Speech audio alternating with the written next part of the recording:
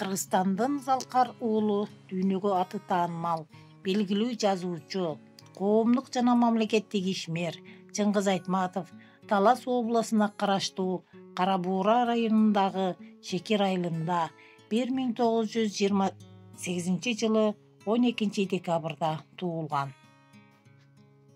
1946 жылы Жамбыл шаарындагы зооветеринардык техникумда, 1953 жылы Скрябин атындагы Кыргыз мамлекеттик айыл чарба институтун бүтүргөн.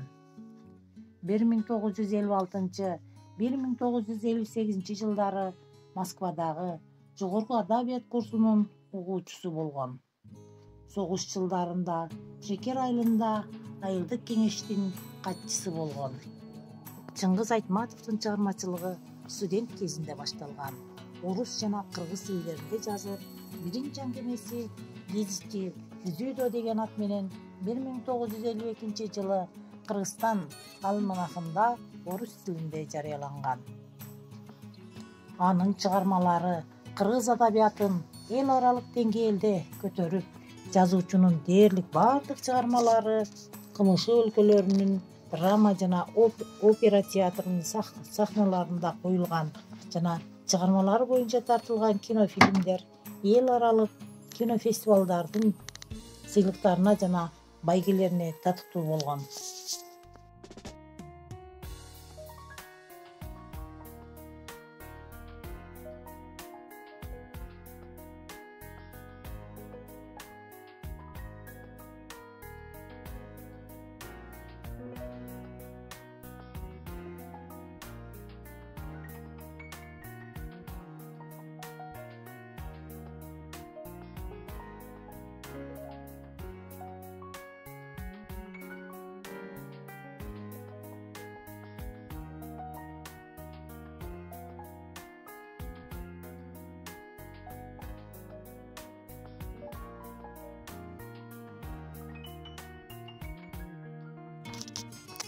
Чыңгыз Айтматовдун айрым чыгармаларына токтоло кетсек, Кызыл жоолук жалжалым, Ботокөз булак, Биринчи мугалим, Саманчынын жолу, Ак кеме, Бетме бет, Асма көпүрө, Эрте келген турналар, Жамила, Деңиз бойлой жоткон ала дөбөт, Кылым картар көркөм, Кыямат, Кызыл алма, Тоолот кулаганда, Кассандра тамгасы, Жаны барын гүл сары жана башка көптөгөн чыгармалары бар.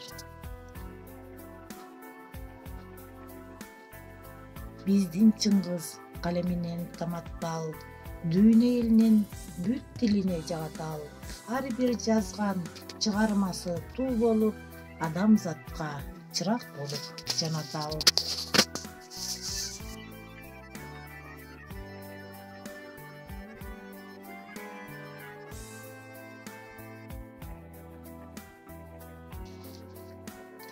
Улуу жазуучубуз Чыңгыз Турокулович Айтматов 2008 жылдын 10 июнунда 80 жаш курагында катуу оорудан кийин дүйнөдөн кайткан.